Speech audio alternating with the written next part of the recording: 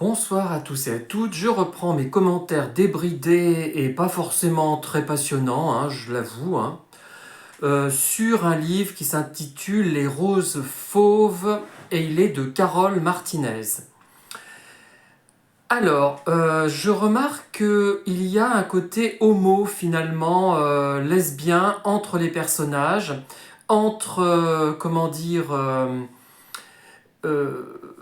Lola, pas Lola Montes, mais Lola tout court, et la narratrice.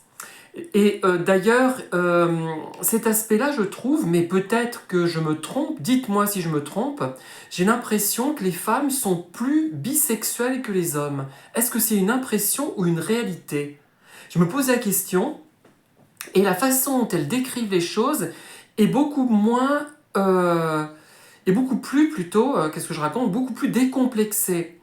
Il n'y a pas ce côté compliqué de culpabilité que peut avoir un homme, parce que c'est vrai que l'homme donc est censé être dominant, donc il ne doit pas avoir de faiblesse, donc ne pas être homo surtout. Et là, je trouve qu'il y a une sorte de sexualité féminine, lesbienne, décomplexée, mais en même temps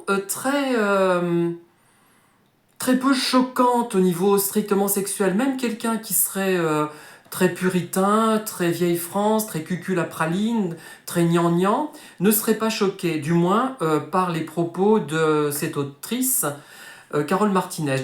Donc je dis autrice, ça choque peut-être certains, mais ça me paraît plus logique. Bon, à vous de voir, vous pouvez critiquer, il n'y a pas de problème, dire ce qui est bien, ce qui n'est pas bien. N'oubliez pas aussi de mettre des pouces de temps en temps si ça vous semble un peu intéressant.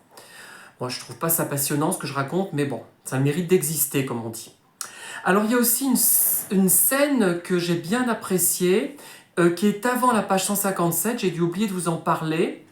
Une sorte de folie sorcière, je qualifierais cette folie de folie sorcière, quand elles sortent dans le jardin et qu'elles pataugent dans la boue, puisqu'il y a eu un fort orage, donc le jardin est plein de boue, et elles vont placer les graines qui étaient dans une petite cabane sous la pluie pour qu'elles bénéficient de l'orage, de la pluie, de l'eau, mais aussi peut-être de l'ambiance électrique et de sorcellerie qui est liée à cette scène.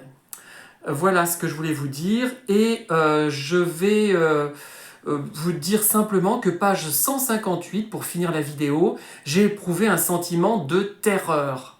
Et j'ai voulu savoir comment cela tournait, donc j'ai continué à lire le livre pour cette raison en partie.